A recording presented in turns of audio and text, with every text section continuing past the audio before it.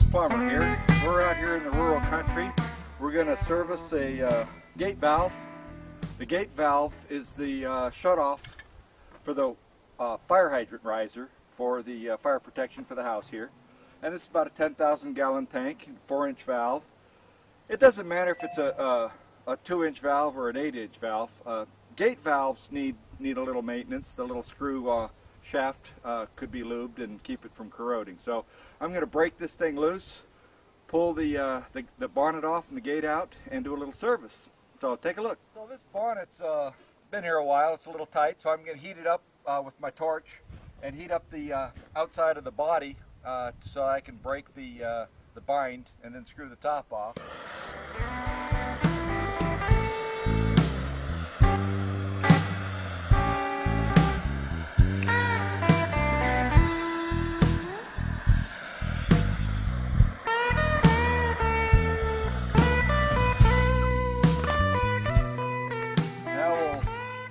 Put a big one on it.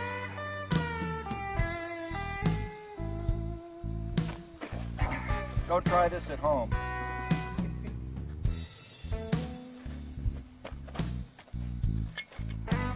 And if you really want to be professional, you'll use a hammer, but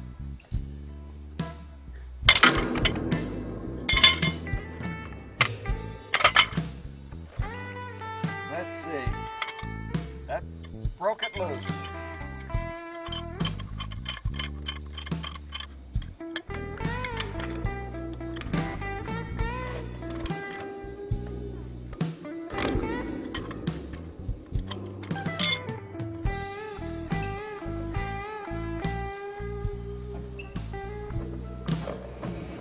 See, that post is really bound in there because now it's turning by hand, but it was binding.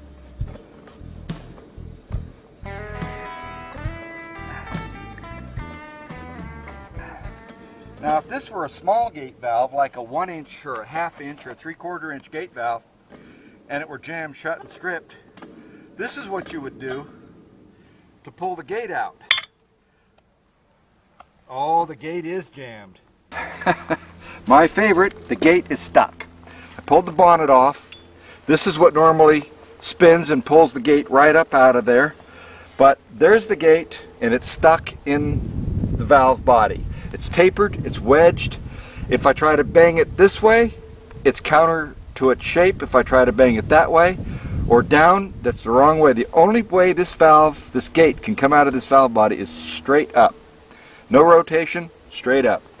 And a small valve, you just use a pair of needle nose. But I don't have a 3-foot pair of needle nose, so I'm going to put this in there, try to lube this up, and I'm going to try to pull it out with this handle. Probably use some impact on the handle.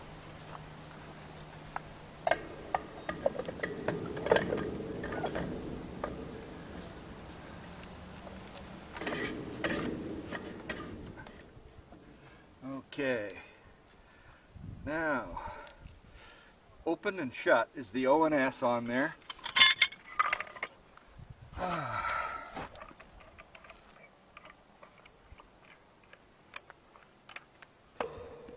And this is a nice rigid tool pipe wrench that's, what is it, 36 inches? Yeah, 36 inch long.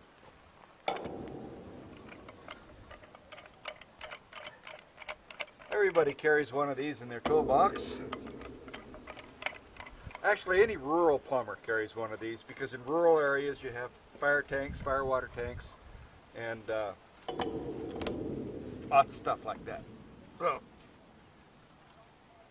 Now, if the gate strips, it's busted. That sounded good. Hear that water flowing? I do. The gate's free. The gate's sliding up. If I pull this bonnet off of here, we're going to get wet.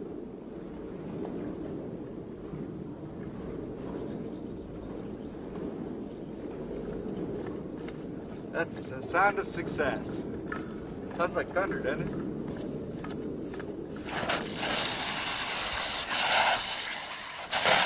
Woo! Here. I'm out of here.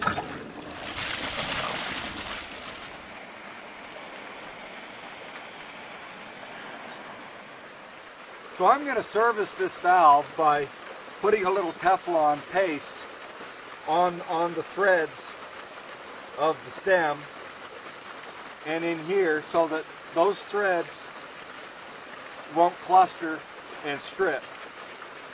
So when this goes back in the valve body,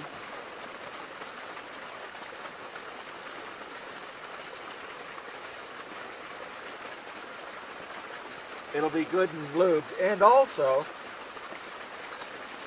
I'm going to lubricate the surfaces here that go in and make the watertight joint.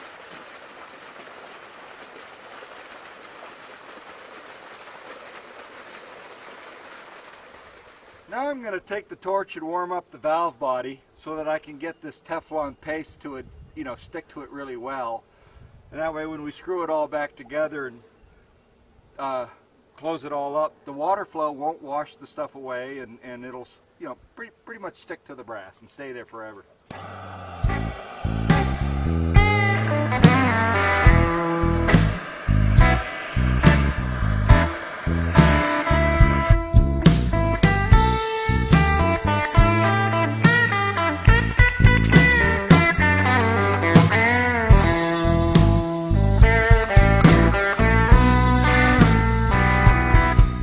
So now I'm going to put the gate down in the body and tighten it down and get ready to finish up. Notice that turns now. Remember before when I was pulling it out that you could just turn that without doing this? Now the whole thing is free because it's lubed up. And this doesn't actually have to be that tight. Look at that.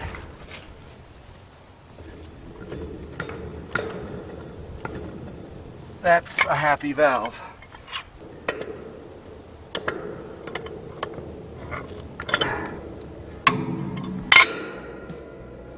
Dad, burn it. It worked. Now if I had some graphite rope, I would push some graphite rope in.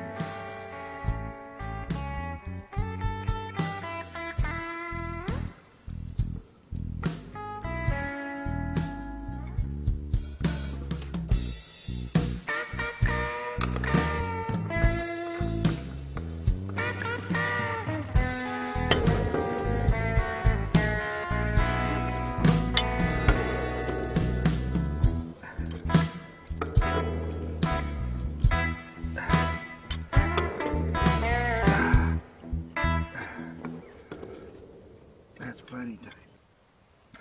Now I put a little Teflon paste on the square shank there, so the handle will come off real easy next time. And put the nut back on and we're done. A serviced valve.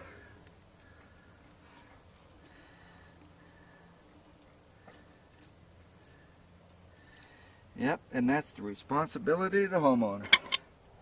Well, thanks for watching another episode of Ramona's Plumber.